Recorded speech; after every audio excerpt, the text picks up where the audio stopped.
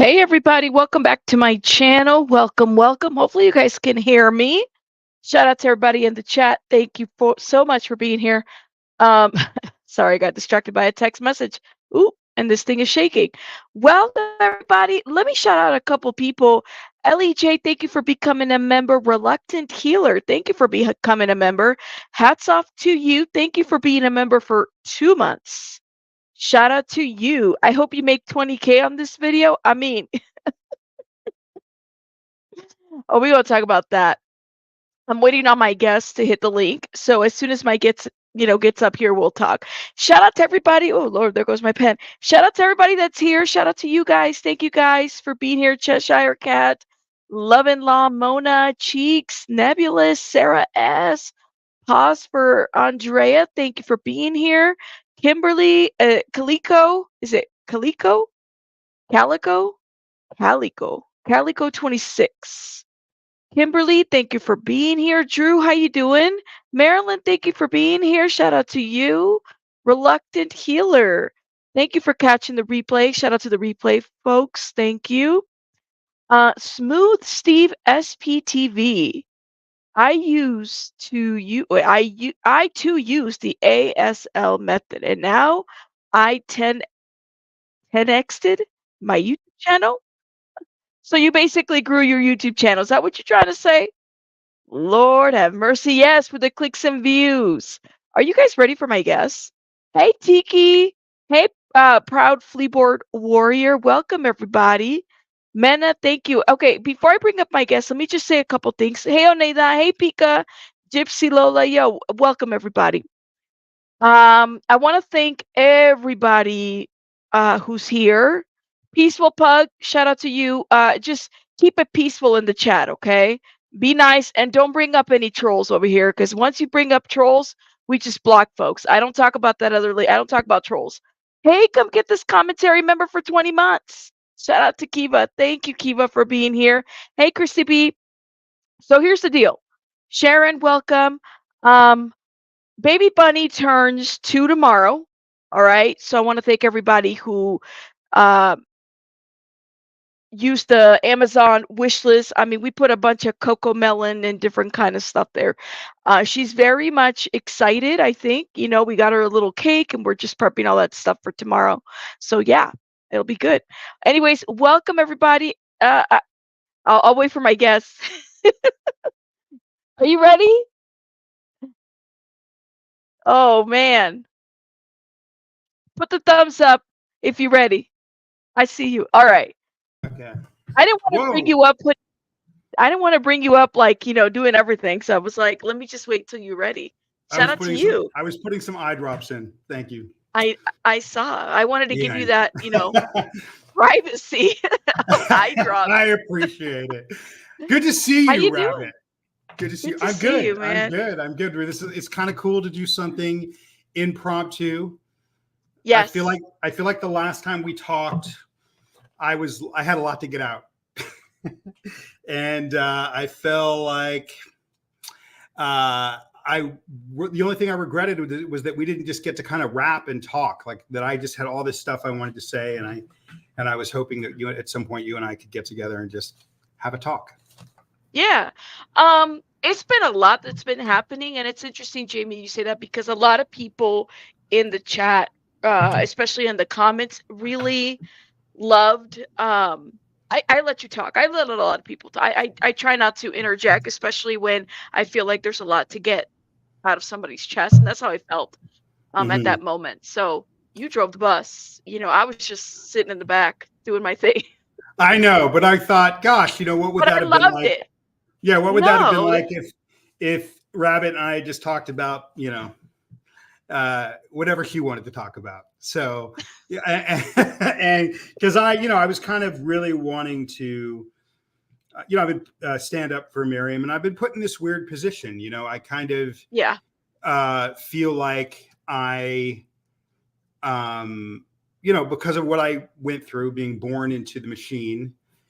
With Miriam's particular story, we've become friends, and I just thought, if I can't stand up for her, then what can I ever stand for. It's kind of like that quote. Well, I actually misquoted it at the end, but at the end of our talk, I said voice. But what I meant to say is we won't remember the words of our enemies, but the silence of our friends. And so I've been very Yes. silent. I've been very silent, but I don't really want to be silent in relation to Miriam. And I'm getting to the point where, you know, I kind of had I was reverberating for a couple of days after our talk, and I don't feel like I've truly faced what happened to me and what these other kids have been through. And I think there's some nuance to that hasn't really been talked about.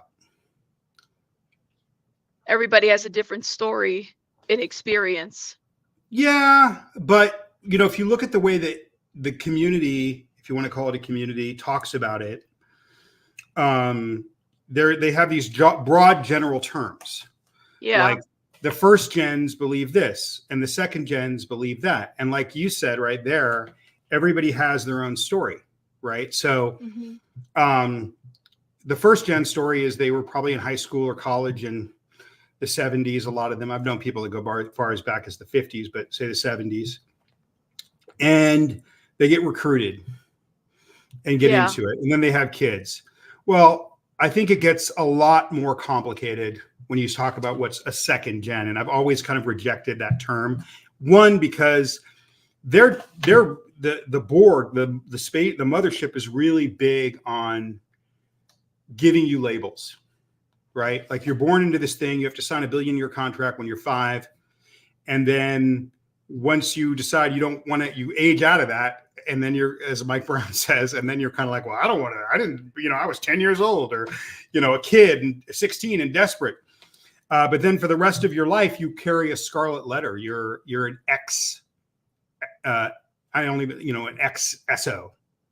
And then when you leave, if you ever leave the mothership, you know, you're an X Sino, right? So there's all these terms and they have great weight when you're in there, a lot of power, a lot of weight. And so I've always kind of not wanted to have a term now that I'm just being me and living my life, maybe human. Yeah. And so I haven't really liked the terms, but I mean, when it comes to the second gens, I mean, it's like you said, it's a massive variety, right? So you have somebody like me, and I don't meet a ton of people like me, but they're out there, of people that literally went from the hospital into the belly of the mothership, into like a baby factory in very horrible, poverty-stricken, you know, one nanny, lying in your own sick all day, no human touch, like a really, really kind of brutal situation that, you know, when your brain is forming, right? And then you have people that were like Mike Rinder, who was 18. He lived, you know, his parents were middle class, upper middle class. He went to public school. I'm not trying to pick on him, but, you know, that's a very different experience than me. Absolutely. And then you have somebody like Chris Shelton, who went in when he was 14, I believe. Mike and Mark, Mark and Claire went in, when they were 15 or 16. And then you have somebody like, I have lots of friends that went in at 5 to 10. And so, and then you have people that were born into the mothership, into the Borg, and then you have people that were born into public. It's bad for everyone because, Jamie, let me ask you a question. Do you feel like Baby Bunny's doing something? Hold on, I can hear her. Do you feel like well, we're talking about kids. We're talking about kids, right? Yeah. But going back a little bit to what you said, you know, with the whole labeling, do you feel like that's part of your healing is try not to fall in some level of labeling, like absolutely. I think they condition us to accept labels. I think that they condition us to feel like if we leave or we're not part of it, that we're lesser. A lot of the kids that came after me tell me stories about how they were, when they wanted to leave, they were told that if they left, they would be what's called a degraded being, and they would fail in life. And they would fail in life. They inject a lot of fear. I also think that the terms are one of the things that make it stick to you. You know, it is the most complex, it is the most sophisticated human mind control system ever invented. It sticks to you 20, 30, 40 years later. And I think that's it's because of its language, its lexicon. You could have two people that grew up in the mothership talking to each other, and if they weren't thinking that anyone was around, it could sound like another language, right? So the words are what cause it to stick to you. So what I meant by that is, but what I've been thinking about that's really interesting lately is there's historically over the past 40, 50 years, as people have left, the first generation people have left, I'll call them the recruited people, the people that chose it. There's been a tremendous amount of infighting. Yeah. They've never agreed. They fought together. They fought like crazy against each other. Okay. And now you have this other generation of kids that grew up from it. We're all different. I was born into the mothership. I know other people that were. You had somebody like Liz Gale, and that maybe you might perceive as privileged, right? But the reality is when you're a young kid and your parent is treating you like you're a trillion-year-old fallen god, and they're putting this thing about saving the planet as more important than you, and they're constantly letting you know that, the stress that creates on a child is staggering. So I'm not trying to say, so I've seen kids that were not maybe born into the quote private Navy, that maybe they were born into as public kids or staff kids, and on the surface maybe they had the things that I didn't have in my kind of poverty growing up in this kind of these orphanages, right? What I would call them, but not as nice as an orphanage. Those kids that just have their parents constantly telling them that like pursuing salvaging the planet and total freedom is more important than they are, while a kid's brain is developing, while everything in your world when you're that age is tethered to these people that are more powerful than you. And whether you're born into the mothership or you're born as a public to means, I know kids that were born wealthy that grew up with this thing from birth. It is absolutely mind destroying to be constantly told that you're that you're a trillion years old, that you shouldn't be emotional, that this other thing that, yeah, my kids can suffer because I got to go salvage the planet. There's not one person that's been involved in this thing as a kid that's listening to this right now that doesn't understand what I'm talking about. This feeling of you have to, of being constantly feeling like there's something more important than you. And this is just one of the other pressures. And when you're 5, that can set up a set of self-worth and circumstances that destroy you for the rest of your life. So what I was going to say, what's interesting about this generation of kids that I consider to be, born into it in different ways, whether it's born into the Borg, the mothership, or born on the outside as someone paying for the mothership, is those kids could not be more different. And they're way more different than, say, the people that chose it or the people that were recruited, the first generation. The first generation, a lot of those kids were college kids wandering around the university. They were part of the 60s and 70s movement. They had a typical mindset. Okay, they're more similar. If you look at this people in this world, right? Laura could not be more different than Serge, could not be more different than Aaron, could not be more different than Liz Ferris, could not be more different than Elizabeth Gale, could not be more different. It is a band of misfit toys that couldn't have more different views on how they see the world. But what's really interesting is they're not infighting, and they won't infight as the generation that started this ages out. And it becomes the future, which is these kids, which is the Squirrel Squad, which is what's happening in LA. Yeah. You're not going to see this generation of young kids that are also this band of misfit toys, as I'll call us. You're not going to see them fight because they've been through war together. You want to go to war? They've been through war, and they have that bond. And so I would also say that the people that went in the 60s and 70s, I'm making a broad generalization, but it's what I've observed. It's not everyone, but it's the majority. This private Navy sci-fi love boat thing, that's written more words on how to live life and how to make something work than anything ever created. it attracts narcissists. You can hide in plain sight as a narcissist. And if you have any narcissistic tendencies in you, it magnifies and it amplifies narcissists. So it makes total sense that that generation of people just infight and go crazy and war on each other. The people, the community of people that I am somewhat, ashamedly connected to, but also proudly connected to. I mean, I'm ashamed of what happened to me. I'm ashamed at any sort of affiliation with the weird of this thing. Yeah. But these kids, they weren't selected as narcissists. They were born into it, and they are who they are, and they couldn't be more Yeah. different. And they are a band of brothers and sisters. And Yes. that is what the future will look like. You will not see in 20 years, 30 years, Serge and, Liz Gale and Liz Ferris and Nora warring with each other.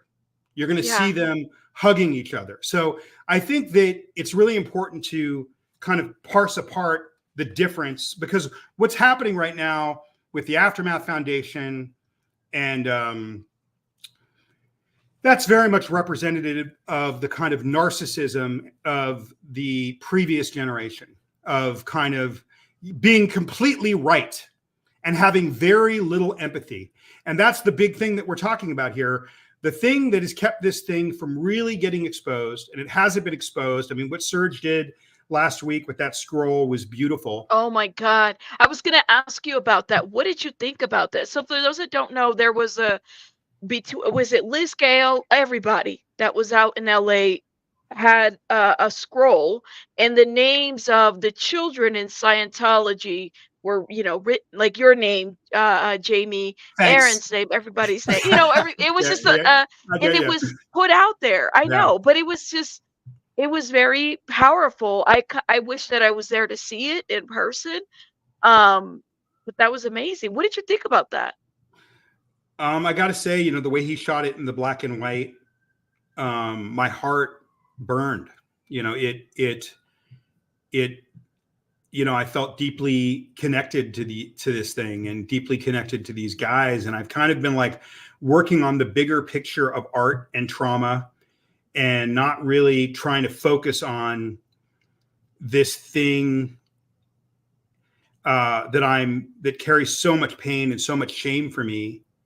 Again, you have to understand, like, I didn't brush my teeth growing up. I grew up in sheets that went a year unwashed. I didn't shower. We were raised like animals and treated with less affection, right? Yeah. There's a policy that the commander has. Commodore just means commander, and I think it comes from Dutch or something. That talks about being worker oriented. And if you're oriented towards the needs of workers, then you're against, then you're not on board. You're against you're bad. In other words, if you're concerned about people, you're bad. Mm-hmm. And what's amazing is how many good people, even of the first generation, like I said, I gave a broad generalization there.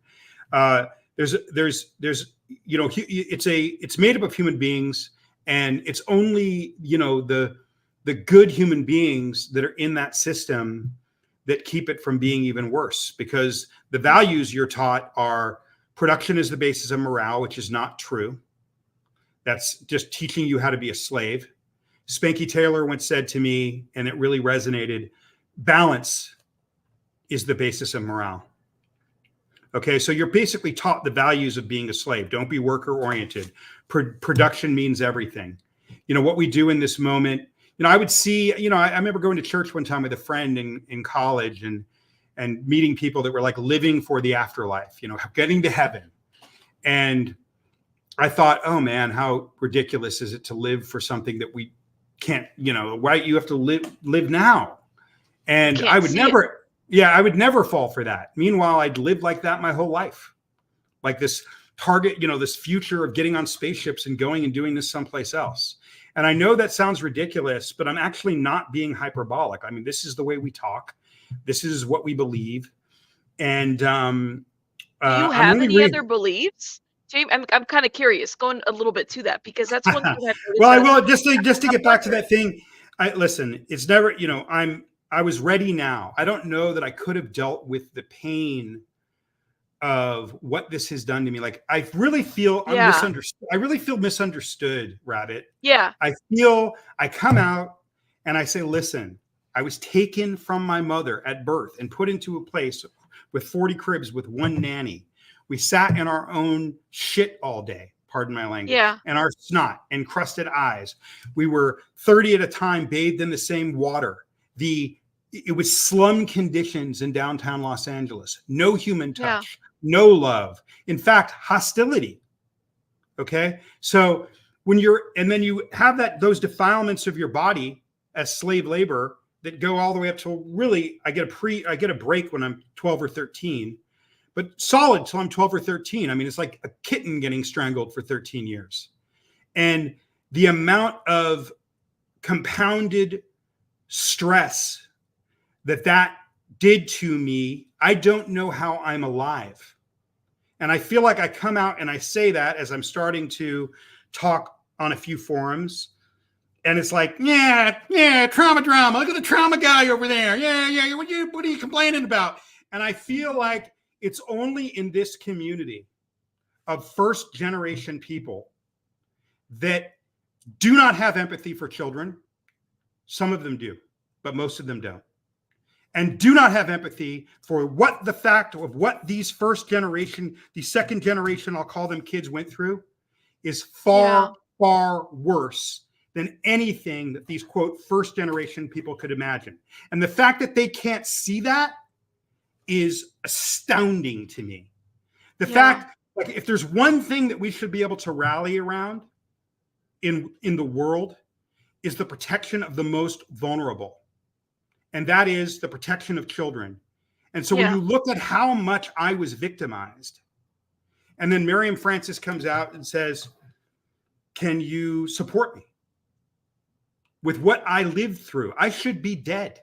And I had 3 to 4 near death experiences. I could outline them to you. yeah. Okay. Because nobody was watching me. Some of them were medical because no one looked at my body until conditions were out of control. Oh my Right. God. And you hear these first generation people talk, and it's like, yeah, the trauma drama of the second generation. It's like a South Park episode. And it's really reprehensible, and it's completely a bubble and out of step with the rest of Earth. The one thing we can agree on, most of us collective good people, is that when children are harmed chronically from a young age, something bad is really happening. And Yes. the world agrees on that. Even in the most remote countries, no matter the culture, no matter the language, bad things happen everywhere. But the majority of people in most countries everywhere, poor or wealthy, poor or rich, believe this, but not the first Yeah. gen. It's Well, always played down, and it's sickening, and it needs to stop. absolutely. And it's what, and it's actually, and this is the last thing. I feel like I constantly almost get to like the bottom of the barrel, and I can never kind of really say what I want to say. And Say then it. I'll say this, and so what I really mean by that is, until we address what was done to these children, to me, to Laura, to Nora, I knew her father, to Liz, to both Liz's, to Serge, until we could address that what was done to these kids was really special in terms of the destruction and harm of a child. It basically put us in a position, no education, where we were going to be doing manual labor and have no opportunities for the rest of our lives. As well as the indoctrination of, oh, you're 3 years old and you're emotional, you're dramatizing. Knock off the human emotion and reaction. Knock off the reactive. You're nothing. It is a pressure cooker of hell, whether you're in the machine or just outside the machine, that is a very special thing. And I really believe, and this is really what I've been wanting to say that I haven't been able to I've been saying it, but maybe saying it where I haven't just been talking like this. Okay. Yeah. I really believe that until we recognize what was done to these children, and until that story is told, which Serge so eloquently started to do last week in a way that was really moving, until we really examine that story and spend years on it and exhaust it, this group will never be taken down, because it is the lessening, the reduction, the nullification, the it's no big deal of what has happened to us. Yeah. That is the reason that that board continues to exist. And I believe that if we truly make it all about what happened to these kids, ignore the first generation and their narcissism. Yeah, I said it. Regret it? Nope. Yep. Okay, it was a bad Ice Cube. I was trying to do Cube. But if we that is when you will see this thing fall, and you'll see. And that's what I think when you see all these Squirrel Squad and all these people that were never involved going around the world. I mean, that's what they're seeing. And that is, if you want to bring this thing down, you have to focus on the crimes against children first. And you could say the crimes against the elderly, and move out from there. But the fact that it's always just touched upon and then it's like, let's move on. That's the reason that this organization continues to thrive. And so we're starting to see this conversation start. Hopefully it's just scratching the surface. Absolutely. When there's trauma, the way you've described it, I mean, it is a chemical change that happens in the brain. I can't imagine having even seen my 2-year, tomorrow she'll be 2, ignoring her, telling her, oh, it's just, it's, get it together. You'll be fine. Even in my mind. Well, yeah, imagine right now, like she was making some noise. Imagine right now going in there and saying, Bunny, get it together, girl. Little Bunny, knock off your reactive mind. This is your crying is not because you're hungry or tired. It's because of your past lives. And the brain is developing, right? That's like, I can't even imagine telling that or to my other children, right? Like, that's your reactive mind. Don't even. So there is, in my opinion, at least, folks are trying to minimize things. And I would agree. I think that we're too far in advance to try to minimize what somebody else has taken on or what they feel or what they've experienced in their life. We're too far. And this is why I think, like, it's awesome to see this specific generation that's saying, you know what, let's all get together. Let's go to LA or let's go here and protest or bring awareness to this. That is an amazing movement. I think that's so powerful. I would have loved to see these other members do something like that, but maybe get Baby Bunny out here. Get Baby Bunny out here. Let's straighten her out. Okay, I've got some words for Baby Bunny. Listen, I want to say this: if you're a first generation and you're listening to this, it's a good test. Mm-hmm. If you're listening to me right now and you're going, that guy doesn't know what the F he's talking about, just another person complaining. Here he goes again. Yeah, you're part of the problem. If you're listening to this and you're feeling me, that's empathy. You can absorb and feel my pain and understand that what I went through is incredibly unique and important to understand. Then you are part of us. And if you can't feel it and go, I need to go talk to these guys. What they do is they shut us down. When someone comes to me and they start talking about something very traumatic that happened, what I do is tell me more. What am I missing? And that's what you don't see from these guys. They've got it all figured out. Okay. You did ask me a question earlier. I kind of moved on. You did. So, if you do feel it, then talk to us. Call us up. Ask us questions. Ask us to tell you a story. Ask us to go in detail. It's only happened to me a few times. Okay. It doesn't happen. The one guy that does it that I know is under the radar. Okay. So, but you asked me a question of you were going to ask me like a spiritual relief thing, and I kind of went over. So what was the question? Sorry about that. Do you have any spiritual belief, after? Because that's the thing that I've noticed is it seems like, I guess I would be. You survive a cult. What can you expect to believe after that? Do you believe in anything? Well, for a long time, I wanted to believe in reincarnation, because I was Yeah. indoctrinated to believe in that from young age. And you kind of go through steps. I mean, it probably took me 9 years for this stuff to wind off me. And I think now I believe in something. There's something going. There's something going on that's bigger than all of us, that connects us. That's an energy. It's hard to believe that energy goes somewhere. I don't know if it's consciousness, but is there something that explains the sentience of humankind that's bigger than us, that's powerful and spiritual and brilliant, and that's full of colors and alive, that's beyond what we can comprehend? I'm an artist. There must be, because I do that every day. I love how you said that. I love how you said that. Can I show you something? Because I kind of want to get your reaction on something. Sure. Okay, hold up. So this was shared with me today. Mm-hmm. Oh no, you're bringing me back in. You're bringing me back into it. Every time I think I'm out. Every time I think I'm out, Rabbit. They bring us in. They bring us in. Okay. I love me some Al Pacino. Okay. So, okay. Let me tell you something, and let me remove this real quick, just for a little bit. Okay. Full disclosure, I don't read Mr. Render's blog. I hear stuff, I get messages, and so I'm like, huh, interesting. And if I hear something, I'm like, all right, well, let me go check out. But I really don't. I don't be going over there. I'm not invited, so I don't go over there, right? It's a little bit triggering when you call him Mr. Render, only because that's what we would have been forced to call him when we were inside. Oh, really? Yeah. That would have been a thing. He would have been Mr. Render. Yeah. Okay, well. Yeah. That's okay. I understand. I don't know what else. I mean, I'm not going to, be respectful. I don't resort. Listen, we've been Dead Agent, we've been Keyboard Warriors, we've been the cottage, milieu, whatever industry. I'm not going to name call the man. I'm just going to do what I do and keep it classy. Long live the fleas. Long live the fleas. Okay. All right.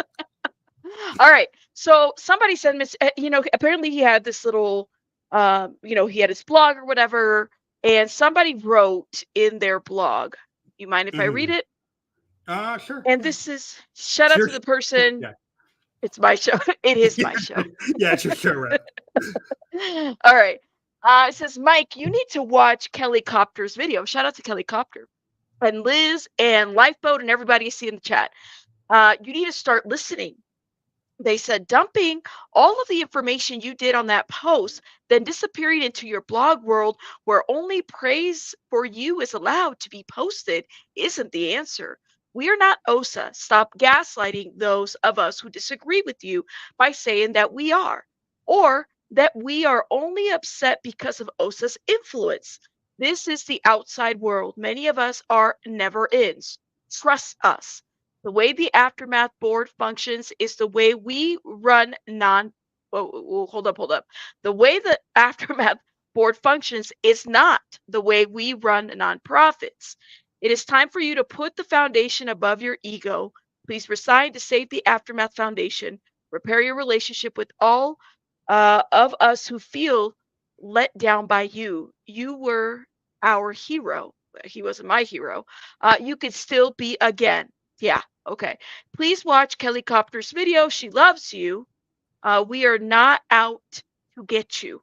We want you back, but not on the Aftermath Foundation board. Okay. Any thoughts on that before I move on to the next? Oh, yeah. All right, let me pause it right here. Okay. I mean, is he your hero? He's not my hero. I'm sorry. Listen, listen. As I said, I'm very conflicted because what Mike Render did, his ability to pick up the policy in the TV show was life-changing for me. And the I can give flowers for that. Yeah, the whistleblowing that he's done is impressive. But when I hear that, I can tell you exactly what the whole saying this is OSA means. I mean, I can just tell you what that is just a complete and utter tool of manipulation. And I'm not saying whoever says it in this context. Okay. Mm-hmm. Here's the thing. If you have something to protect and then there's people coming at you for a valid reason, all you have to do is go to the people that you have partnerships with and say, hey, OSA's after me. And you feather the nest. And then when people come up with valid criticism saying, hey, this person shouldn't be on this board, this person should be on this board, and says, we want this guy gone. Well, this guy has now told his partners that we're not involved, so they don't know all the nuance and the inside baseball and the nuance of this thing, that OSA's after him. So then they see a valid concern of, why would we want 3 married couples, 6 people from the international base on the board of the Aftermath Foundation? I would never go see those people. Yeah. Okay. When I was a kid, when they kicked us all off the base when we were 16, I mean, I came back at 16, all my friends were living on the street because they wouldn't sign the billion-year contract. When someone had gotten to the lowest point, they ended up on Santa Monica, which was like the east part of Hollywood for male prostitutes, right? And me personally, I would rather go to Santa Monica than go to the Aftermath Foundation for the board, for help, okay? Now, here's why. First of all, you have Mark and Claire, and again, they went in when they were like 15, 16. They don't represent me at all. That's why I say the nuance is important. I was born into the crush of this thing. They have no idea of who I am, what I've lived through, what my life is like. They do not represent me. The Australian Santa Claus went to public school, and you read his book, and private schools, and had all this stuff until he was 18 and went to the Apollo. He has no idea of what I have lived through and existed through. Okay. So I may have some valid complaints. Miriam or somebody else might have some valid complaints. Rather than listening and saying, explain to me what that was like compared to my experience, compared to, like, I had this happen in the Apollo. Tell me about you. Never heard that. No one's ever said that to me before. Okay. But I have asked people how it was like, what it was like on the Apollo. Then any sort of attack of, like, I don't want to go to former people from the international executive that were, you had Amy, who was the WDC for Celebrity Center, the Artist Center. You have Claire, who was RTC something, and Mike, who was, on the board of directors for 25 years. Okay. Okay. I have valid concerns. Okay.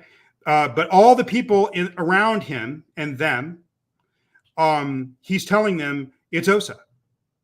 And so they just, because he started saying that long before we started complaining, or, when it started to percolate, it's like a thought stopping technique. The minute, oh yeah, well, we expected these OSA attacks. And then no one listens to the validity of what we have to say. Can I tell you something valid that I have to say? I have the right, as does Miriam, as does Laura, as does Kelly Copter or Liz, yes, to ask who did this to us and how was it done to us. I don't care if someone has talked to the FBI. If you haven't talked to your victims, you're not a person. Yeah. You're something, you're something else. Okay. Do you think this is a cop-out at this point, though? I don't think it's a cop-out. I think it's a technique to stay on boards and to keep the people that are circling the wagons around him and the others, just to keep them from looking at what's obvious. Like I know, it's obvious that we have some things that maybe some people that have knowledge should be talking to us about. That's really obvious. Problem. But every time we say it, it's like, oh, you're being controlled by OSA. So then no one talks to us. And the people that could pressurize these people and actually be good and decent people to help us get answers, they don't pressurize these people because they've been told they were OSA. It's a very specific tool of manipulation to convince people that we're OSA when we're not. Well, okay. I know that somebody was going around and telling people that I was some sort of crazy mastermind to people that I didn't even know. All I did was come out, I work in the area of trauma and support a child sexual assault victim. And then my name was besmirched and I'm being told that I'm OSA. It's like, why would someone say that I'm OSA? They're saying that I'm OSA so that no one will listen to me. That's the only reason they're saying it. It's not a cop-out. It's to make it so that the people that are never in will not listen to me. That is the only reason. But there are people. Okay, so let me stop right here. Okay. Sure. There are people that I notice that are very, and it could go both ways. There's people out here that are very protective of Mike. There's people that are very protective of, certain people in the community, right? And so immediately they go on an attack or they start making comments or whatever. So when somebody says it's OSA, and for those that are never in, like myself and others in the chat, that's just like, well, what is it? We don't live in that, right? We don't know what that Well, is. I mean, what you're trying to say, and the way I would say it a little differently, what I think you're trying to say, no, this is very effective. When he tells the people at Child USA, Yes. OSA is opping me, and then if Miriam Francis or somebody else sends a letter to Child USA with valid concerns Yes. about wanting to know what happened to them, they go, oh, well, Mike said OSA was going to be contacting us, so we'll So just ignore it. there it is. Yeah, there That's it is. what I'm like. Yeah, is it, that's all that it it, is. That's all that it is. that's all that it is, right? Yeah, that doesn't That's take interesting. away from the good that Mike's done. But where Mike is not honest and where he's very deluded is he thinks because he's whistleblown and done these things that the things that he did while he was inside are just some old mob shit that he did. And that's not the way the world works. And Yeah. whether I could go, I mean, I don't know how much longer I'm going to even stay in these conversations, right? I can go away I can go away tomorrow. But the reality is that this is the new drum that is being beat. And until these kids get answers, it's just going to get louder and louder and louder. That's what's going on. So let me say this one thing. Yes. But how I would expand upon saying that, you made a really good point. Like, we don't get it. We don't get it. We don't get it. And that's the point, Rabbit. Okay. But That's we're protective. yeah, right? But We're you're protected. But here's what you have to understand, okay, is that the future is what the Squirrel Squad is doing all over the world right now. The future is Aaron. I don't care, love him or hate him, and it's not like we're best buddies, okay? Yeah. The guy doesn't return my phone calls or my texts most of the time, okay? But he's busy. The future is good. The future, and everything that these next gens are doing, the Aftermath Foundation, they canceled themselves. They're over. They're irrelevant. Okay, they may exist as some sort of ghost organization, but they have nothing to do with the future of getting justice for the victims for these children. They're irrelevant. They have canceled themselves, and they've turned themselves into just toilet paper on the bottom of the shoe. The entire world is focused on what these kids are doing in front of these organizations, stopping people from going in and stopping kids from getting in and getting trafficked. When Miriam told me that, the reason they go after Hispanics on Hollywood Boulevard is because they get Hispanic young people to come on staff. That's ending. This is the future. But then you have this old guard of narcissists that have no empathy towards children, that think their experience is the same as ours, and it's not. That you have this old guard that they just keep doing their doing, like, hey, let's analyze videos and expose Scientology and talk about Tom Cruise, and this is how auditing works and all this stuff. And it's all just bullshit and garbage, and no one fucking cares. Okay? All that matters is what was done to hurt the children, what's done to hurt the elderly, what's being done to hurt human beings to this day. That's what this generation, a band of misfit brothers and sisters, are doing. They are the future. They're like, just look at the views. All these people, this Aftermath and the whole gang of them, they get no views. They might as well not exist. Oh, Lord. Okay. All right. Okay. All right. Like, I mean, just like look at the views online. No one's looking at them. No one cares about them. No one wants to hear what they have to say. No one cares about what they have to say. With the way they justify it in their minds is, yeah, these drama second gens, they're just going crazy, and they get all the views, and no one cares. And we're trying to really expose Scientology, and we're talking about Scientology, and these kids have just swooped in and have taken all the views. That's how their Frankenstein deranged mind works. But here's the reality. But here's the reality of what's going on, Rabbit, and then I'll shut up.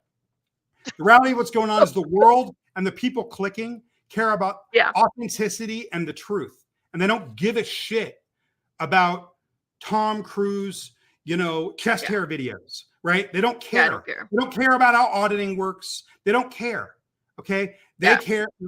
And so it's authenticity and truth, and what attracts viewers, why they want to believe that Aaron's just this tyrant that just magically slipped on a banana peel and got 240,000 followers. Nope. He worked his ass to the bone.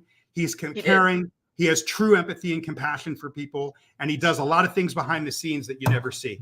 Okay, and I agree. And so the world doesn't even, they get so little views, they might as well be toilet paper and flushing down the toilet. Meanwhile, the Squirrel Squad and this group of second gens is electrifying the world because they're real and they're true.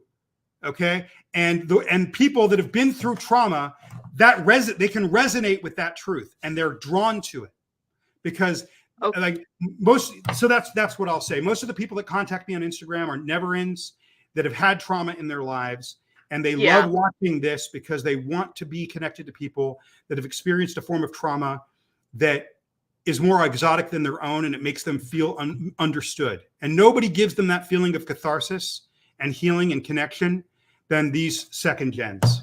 And they're asking questions. And so that's the reality, is that it doesn't really matter what they're doing, but we could talk about the response. Yes. Okay. Yeah.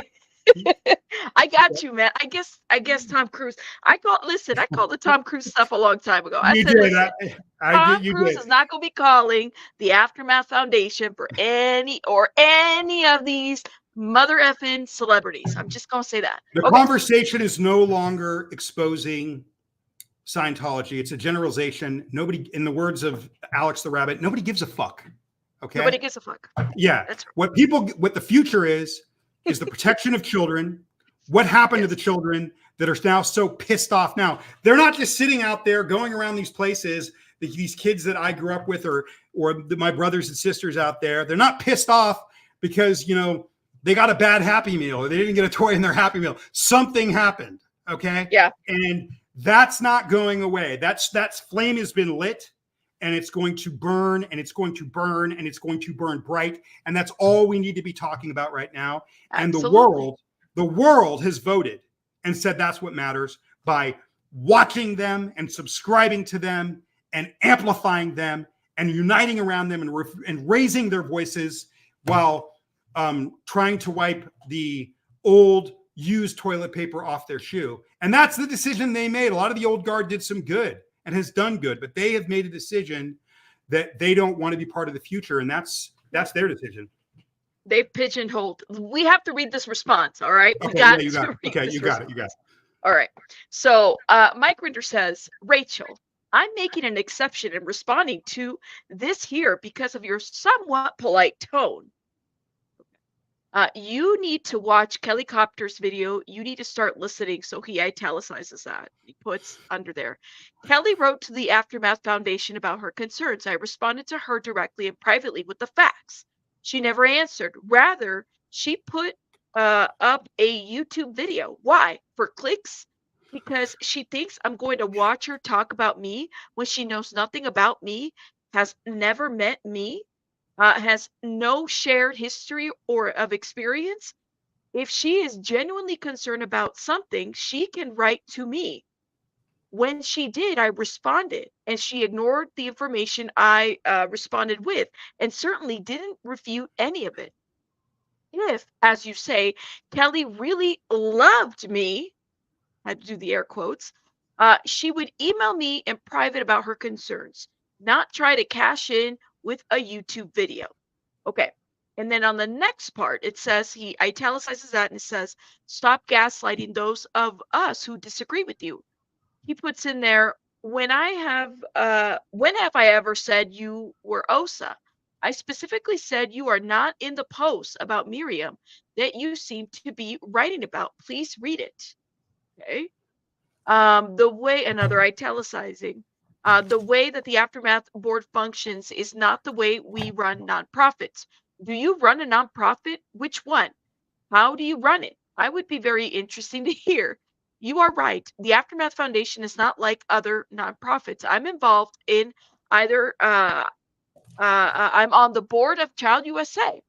Finding people willing to be in the crosshairs of Scientology by being on the board of Aftermath is tough. Sorry. Wake up. How much longer?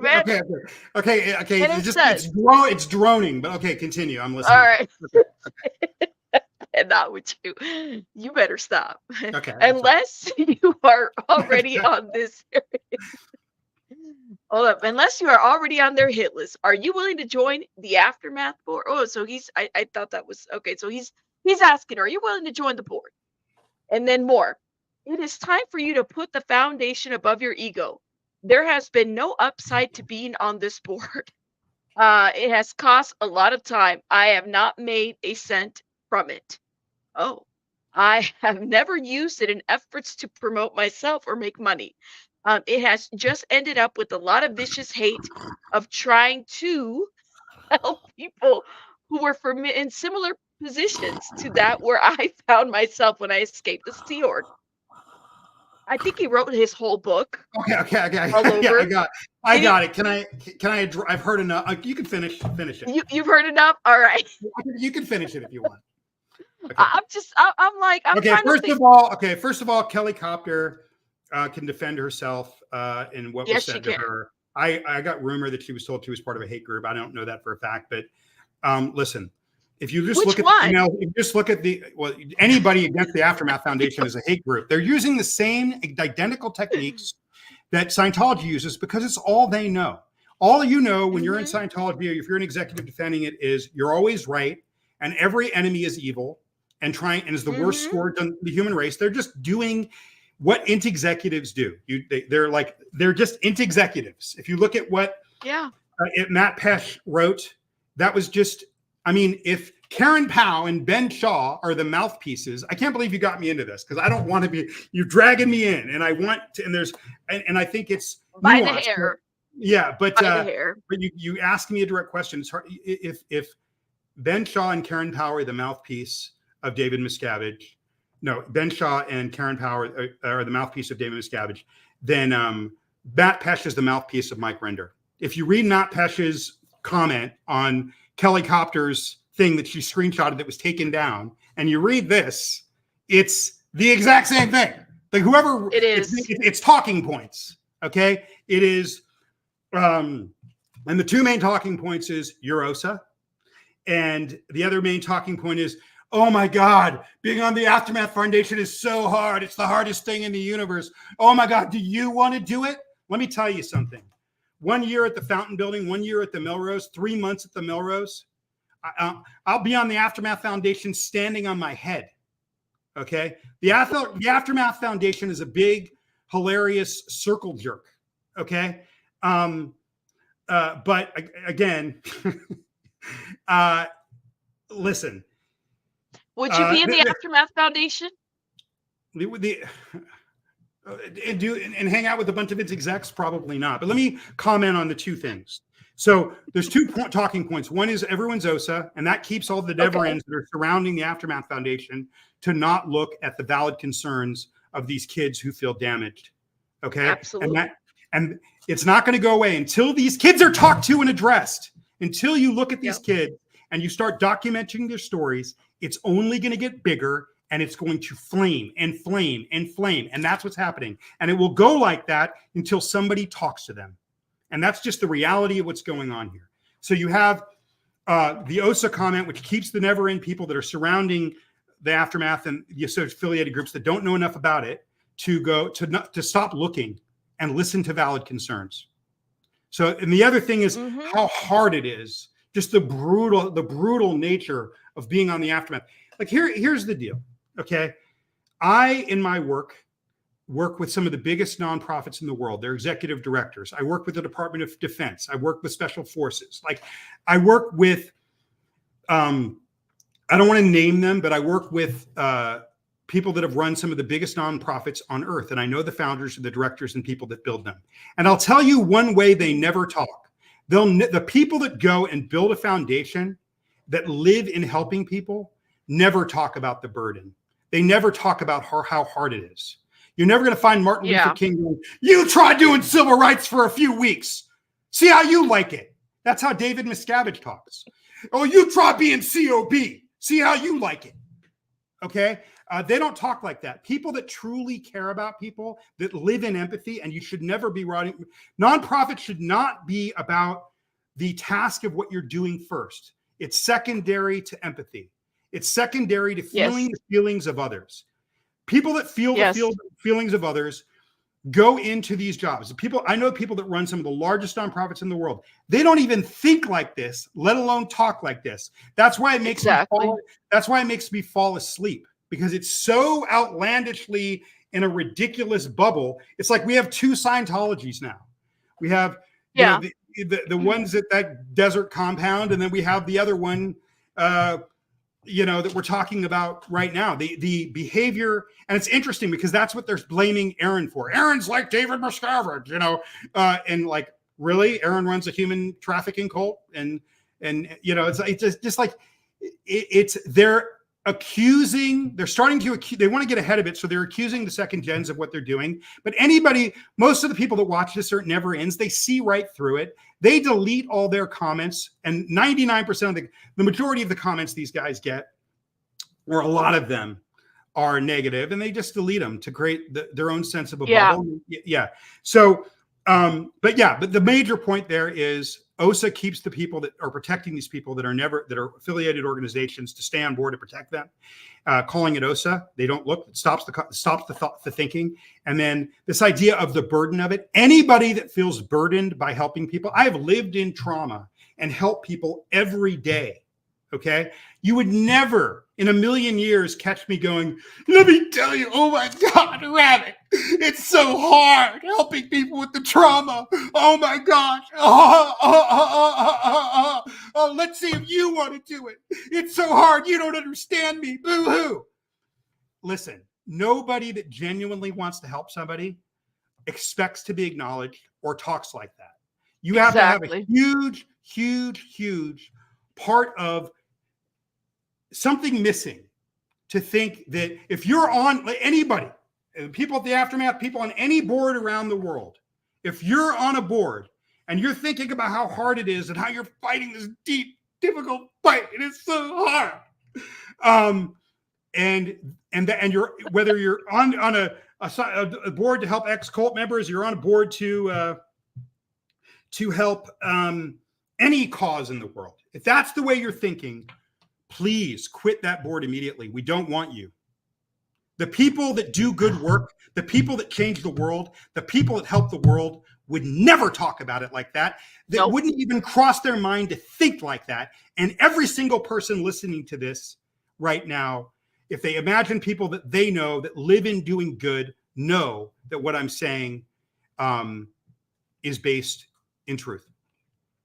Okay, so do you think Aaron has created a cottage industry where he tells people that they can make anywhere from 20 to 40,000 per month, and that he's making a lot more than that, and some are making a lot less, and has them on YouTube, on his YouTube channel, and tells the subscribers to subscribe to their channel?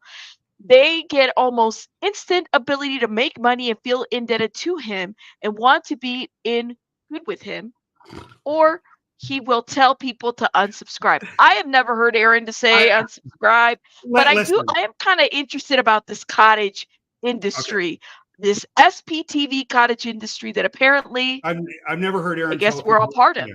Okay, well, let me No, comment. he's never told anybody to unsubscribe. I mean, Aaron will sometimes ignore comments on stuff that he doesn't like, or doesn't agree with. Like, he makes fun of Danny Masterson, getting harmed in jail, and people get really, really mad about that. I'm not super excited about that, but I'm not Aaron. Aaron, like, I don't live in his shoes. Okay. And so maybe he'll ignore comments like that, and he could be wrong or he could be right. I don't need to agree with Aaron to know that, to know his heart. Okay. The reality is that the only person in this whole community at this point making any money on this of magnitude is Aaron. And he deserves to, because he spent 5 years learning the craft. Go watch what he did 6 years ago. He wasn't very good. Excellent. He learned 6 years studying the craft of arts and entertainment as social change, studying the algorithm of YouTube. And he built and he showed people that and he did it in such an entertaining and compelling and authentic way that people are mesmerized by it in a good way. Yeah. But what's And wrong with shouting somebody out? What's wrong with telling people to go subscribe, especially if they're doing something yeah, that but my point is is that no one's making, for lack of a better expression, no one's making squat outside of Aaron. So this idea that he's helping all these, maybe those people will eventually start to make some money. Reese has got up to 20,000. So you get up to 50,000 and you're getting crazy watch hours. Not just 50,000, 100,000 with crazy watch hours. You're making nothing. The only person making any money at this point is Aaron, and he earned it. And I just love how people that don't want to do the work, that don't want to be authentic, that don't want to study the algorithm, that don't want to approach social change in the YouTube atmosphere as a form of craft. Public speaking is craft. Media is craft. Aaron approached it like that. Watch what he did 6 years ago. You could watch what he did. And that's why he's successful. And these were in that criticism, everyone's successful because they slipped on a banana peel. And that's just not true. Okay, so that this idea, what I look at it the other way. When I first saw Aaron giving subs to everyone and then calling it SPTV, I thought he was crazy. I was like, listen, bro, you're making all this money. What are you doing giving all these people away? These are your people. You should be making money off them. You know what he said to me? I have been successful and I am making money and I want to share it because people are sharing their stories with me. So I feel like they should be making money too. If I'm making all this money, and because these people are sharing with me, I should be giving them that opportunity too. The other thing that he said to me was, we need all these voices if we're going to create a change. Thank you. Right. And again, I didn't see that. This is me going, hey, Aaron, what are you doing, man? What are you doing? Giving all this away? Keep it. You built it. Keep it. You should just be the SPTV guy. We don't need all these shows. And now I see this movement now from Good to the Squirrel Squad to all these creators, from Serge to Laura to Miriam to Liz to Marilyn. I mean, I love Jeffrey Augustine stuff. You see all these creators, and and he's kind of created a universe. I didn't see that coming. I discouraged him against it because I didn't have the vision that he has. And look at what he's created and see. You look at William Good, maybe he has over 200,000 subs right now. Would he have done that without Aaron so quickly? Right? Aaron saw William Good. He started shining all this light on Aaron Good, which led to the Squirrel Club. I thought he was crazy then. I was like, Aaron, why are you shining a lot of light on this crazy guy going on Hollywood Boulevard? How wrong was I? I've second guessed that guy so many times. I'm no longer looking to second guess Aaron Smith-Levitt. And the reason he gets it right is because his mind is on the right thing. So he's able to see. I'm not in it the way he's in it. He's thinking, I want this thing to change. And because he wants it to change, when the opportunities for change come across, they're magnified and illuminated to him in a way that I can't see. I think the biggest thing, especially if you want to create some level of social change, is you have to get away from the silos. And when I read Rinder's response and when I read all this stuff, it's like people are comfortable with various silos. You need to be over there because if you're not over there, you're clout chasing or you're doing this or you're doing that.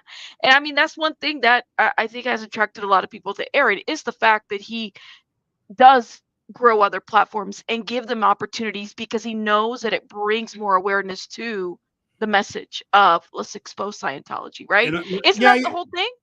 Again, the way that the people, the first geners think is that if you're for Aaron, then you're somehow, I mean, I said to a first generation guy who is really an amazingly smart guy that Aaron has turned it into arts and entertainment. He's the Joe Rogan of this movement, which means people are watching.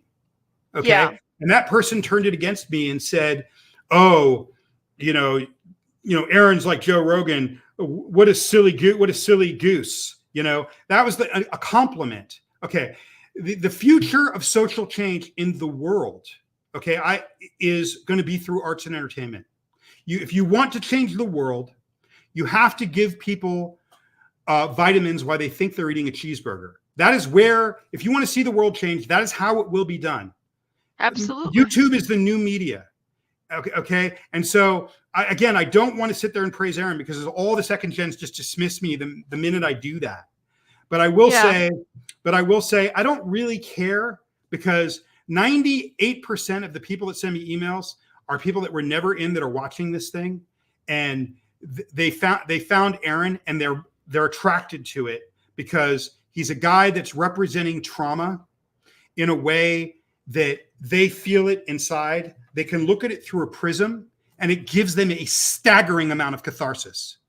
A staggering amount of catharsis. That's why Aaron has 200,000 viewers, 250, almost 250,000 viewers. And you really, really care about people, and it shows. And you ask questions that bring out humanity for other people. Because again, majority of people are watching this were never involved in it. And because it's exotic and it's trauma, they're attracted to it because they can look at their own trauma through a prism. You do this too. And people, and you're growing because you're giving people catharsis. Okay. Yeah. And the more we talk about what happened to these kids, and that's what this future is about. That's what William Good and the Squirrel Squad are out stopping every day. The more we talk about that, whoever does that is going to, most of these people that are contacting me were damaged as children before they ever had a choice. And so when someone's talking about what happened to these kids in that environment, it is they're going to grow. They're going to grow big. They're going to grow fast because they're creating catharsis, massive relief in connection, in human resonance with people that were never involved in this. And that's what makes this thing grow. And everything else is just, me stepping, toilet paper on the bottom of my shoe. Yeah. I mean, I'm just being real. Like, people want to dismiss Aaron as like, well, he just got lucky and he slipped on a banana peel. He fell off a turnip truck and that's why he's there. It's like all these complaints about him. It just sounds like, marijuana's bad. Okay. Drugs are bad. Drugs are bad. Okay. It just sounds like a stupid stuff. It's like Kim Jong-il that's what they reminded me of. From Team America World Police, talking about, the bird. It's like Kim Jong-il when Hans Blix shows up. Hans Blix, do you know how fucking busy I am? Like, it's like, and he's just sitting around playing tiddlywinks. Like, again, if you're doing good in the world and it's about how hard you're working and the toil, you're in the wrong line of work. And the people that changed the world, Gandhi, Mother Teresa, Martin Luther King, on and on and on, they couldn't even think like that if they wanted to. Yes. We have to read some super chats because Baby Bunny's reactive mind is doing this again. Okay. And then so let me bring us back in. Will you share my 2 books at the end? Yes, I want to, but let me read this. Some of these are for you. That's why I'm like, I need to make sure that I told you, I said we could do an hour and we're already over. Like, I'm ready to, I feel like I hope we had more of a conversation this time. Did we? We did. I'm all here for it. Smooth Stevie SPTD says a little bit for you and BB Bunny. Thank you so much. Queen Satan says, Jamie, I watch all of your interviews pre and post Miriam. You are a brilliant mind and an inspiring speaker. I wish you had your own YT channel. I could listen and talk to you talk on any topic. Have you considered? I don't know. I'm sure there's a group of people that are listening. You need to be part of the cottage industry, okay? You need to. You guys, listen. Okay. All right. Think about it. Come on now. You'd have a lot of people that would listen to you. I don't know. I heard she was older, but even if she was 4, she was at the int base. She was part of the machine that thought they were elite and better than people, that looked down on us. And again, anytime you see this many people angry at you, any normal person self-reflects. And I know that Claire did that in the beginning. She's got people moving in on her that are keeping her from thinking. She made a bunch of promises to Mike Round about completely reorganizing the board and putting a cross-section of people on it. All sorts of promises were made. None of them were kept. That's really sad. And shout out to Mike Round. Again, anybody that was at that int base is not qualified, as far as I'm concerned, to be on a foundation. The people that traumatized us should not be on a board trying to help us. And they say, well, you know how hard it is. We don't get anything for it. Bullshit. You know what they get? And they get it in the billions. They get the prestige that comes with looking like you're a good person. They get the vanity metrics of comments that go, oh, I love you, and da, da, da. And that, for someone that's into themselves, is ecstatic, ambrosiatic, hedonistic fuel. So that Absolutely. when you have the self-importance of being on the Aftermath station, being collected to the TV show, that's worth more than money. And it helps you build your channel, its credibility. This idea that it's, that they're not being paid, they're being paid. Oh, trust me, One they're way being or another, I think it's given them some level of notoriety, no um, prestige, prestige, acclaim, notoriety, superiority. Hollywood. Yeah. Uh, Thank you, Peggy Cole. And then Anne says, I don't know how the Aftermath thinks actively using Church of Scientology policies and techniques on second and third gens will help them sustain their foundation and help people. It is insane. Like they didn't leave the cult almost. Thank you, Anne, for the $10. Proud Fleaboard Warrior says, the beauty of being a never in is that we grew up in the real world and can see right through the OSA BS. Mike's, what is it? I can't even read that. Word salad. Word salad. Is it word salad? Yeah, I mean Okay. that's yeah. Yeah, Can't Mike's word salad. express us. We listen to various voices and come to our conclusions. Go ahead, Jamie. Listen, that's really profound what they're saying. You have to understand when you read Mike Rinder's, and again, I'm really torn here, but when you read Mike Rinder's blog, you're not reading something that's directed at the world. Like when you read what David Miscavige says, it's not directed at the world. It's directed at the people that are part of his flock. If you look at what Mike writes in relation to what's going to jack off the people that already believe everything he says, then everything he says makes sense. It just doesn't make sense if you're talking to the world. Same thing with everything David Miscavige says. And I don't want to make the comparison to Mike and David Miscavige. I think Mike has done a lot of good. I think that he has gotten his head that whistleblowing is this incredible thing that's a career for life and it makes you this important person. And it's just not true. The only thing that's important right now is what happened to these kids, how was it done, who did it, and the guy that ran OSA for 25 years has knowledge of that, and he'll never speak to it. The only person I've heard him talk about damaging specifically is Bob Minton, and he's dead. He can't do anything, right? So I'm not saying he would be persecuted. I'm saying that, I don't want to try to speculate what's on his mind, but I think that if he thinks that he is going to do anything other but continue to bury himself outside of speaking to these children about what happened to them and why and what he had knowledge of, he's not. Until that's the only thing that will turn this thing around. That's not me. That's just obvious because the majority of people looking at this thing are never ends, and they can see right through it because they're not conditioned like I am. They're not conditioned like the kids are. A lot of this stuff it's made to, it stings us kids because we've seen it all, we've heard it all before. It's meant to sting us kids and keep the dragon circled in their little bubble that they've created.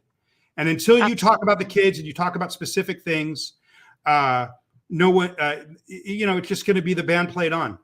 Yeah, this is a book that I wrote with a doctor that figured out a biological post-traumatic stress is actually physiological, and it can now be largely retuned and remediated by resetting the nervous system.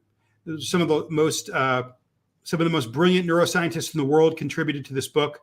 I'm an artist trying to amplify doctors, and if you want to, a lot of the traumatic things that you're experiencing in life, I'll say anxiety, hair trigger, reactivity, hypervigilance, hyperarousal, paranoia, sense of doom, suicidal ideation, aggressive ideation. These things are a biological injury to the body. It's explained in the book. And special forces and first responders have been doing this for 20 years. It was endorsed by President Obama back in 2008. There's clinics opening up all over the world. They have clinics mostly in the United States and Australia right now. I don't get paid for it. My book breaks down the physiology of the nervous system, brain science, and how that works with therapy and other therapies. If you want to know and understand that what's going on inside you is biological, mostly biological, and how it relates to other therapies, then I highly suggest you buy the book. And if I don't know that we've paid off our advance, and I'm splitting it with somebody. But if I ever get rich off of it, I'll be really happy. If I ever get rich off of doing something that's going to help people and bring knowledge to the world, and we can Yes. get it. Yeah, we all know FDA approval. Well, it is FDA approved for pain. Post-traumatic stress is painful. It's been around for 100 years. This shot. It's not controversial, and it's pretty mainstream. It's been covered by 60 Minutes, CBS This Morning, Wired Magazine, Washington Post. Like, it's out there. It's mainstream science. Like, and I'm not a scientist, and I'm not like pushing my therapy. I want people to understand that what's going on with them is largely biological. If they reset the hard drive first, then all the other therapeutics, talk therapy, EMDR, all these amazing evidence-based therapeutics out there work far more effectively. It's like running software on a broken computer. Fix the computer, the software runs better, right? Yes. You have a broken leg you can't see. That's why we call it the invisible machine. And if you understand that it's biological, all the stigma goes away. That's what the book's about. Gotcha. What is your second book that you wanted to also? I sent you the link, a kid's book about resilience. It's, yeah, you have it. Like, can you share that? I emailed it to you. You emailed it to me. Let me check if real you quick. Scroll down, you can click on it because I know it's down there, like bought together. Oh, here it is. Got it. Here we go. Okay. There it is, guys. That book came out in November. Okay. It's got picked up by an even wider publication. So in 2025, it's going to be all over the world. That is not just a kid. That book is not just a kid's book about resilience. It's an adult's book about resilience. And if you want to understand how I didn't go to school until I was 19 and didn't have baths and had, medical conditions and was rushed to surgeries and had all physical injuries to like the amount of physical abuse that I inquired and how I rose above it or have attempted to, I'm pretty scarred. I'm pretty beat up, but how I did it. That's what this book is about. So it's also an adult's kit about resilience. And I explain what the mindset that I went into to do the things that I've done. And then lastly, if you scroll down, and so I really want people to buy a kid's book about resilience because I'm so proud of it. And I need reviews on all my books. The Iconist, that's my book of how to stand out in a world overloaded with too much content. And I grew up completely invisible and thrown away. I was a brown boy fading into the concrete, and I was able to reverse engineer how to become who I am today. And the Iconist is an art and business book that can teach anyone how to stand out in a world overloaded with content. And I'm very proud and happy to promote my work. If you like what I have to say, please support me by looking into my work and giving me your honest review on Amazon and Goodreads. Perfect. Guys, I put the links to the books in the description box so you guys can check out the books. Guys, make sure you are reviewing and buying and supporting Jamie and his writings. Jamie, it was really nice talking to you. Anything else you want to say before I have to? She's being reactive. I got to go tend to her right now. Talk for 2 seconds when you get off. I just have to ask you a question. Yeah, absolutely. Okay. Yeah. All right. So hang out. And then I'm going to exit out, okay? All right, guys. Make sure you drop some hearts for Jamie, guys. Thank you for listening. I was way more upfront than I wanted to be. Rabbit, you did it. No, you're not. Whatever. I didn't want to go there, but you did it to me. You made it. I didn't want to do it. You can go anywhere. Okay. All right, Rabbit. I appreciate you, Alex the Rabbit. Thank you. Hang on, okay? All right, guys, everybody, make sure you're dropping some hearts for Jamie. Guys, thank you so much for joining me tonight. Make sure you're hitting the like button and you're sharing and doing all those good things that we do on YouTube to keep the cottage industry of SPTV going. Oh, man. Hold up. I said I knew of the Scientology in the 80s. First listened to Stephen M. Doug, and then ALS. The child abuse is what should bring Scientology down. They did it. Why they do it for so long. I have Jamie's book as a never end. I'm thinking at it. What do you think about Alonso's? I'm not really sure. And Jamie's down there, so I'm not going to bring him up anymore. But I'm not familiar. You can hit me up privately if it's somebody else I need to look at. Thank you so much, though, for the $30. Thank you so much. All right, y'all. I will let you guys go. Thank you so much for supporting me, guys. Make sure you're hitting the like button. And you guys have a great night. Happy birthday, baby bunny, tomorrow. I'll see you guys on the next one. Rabbits out, guys.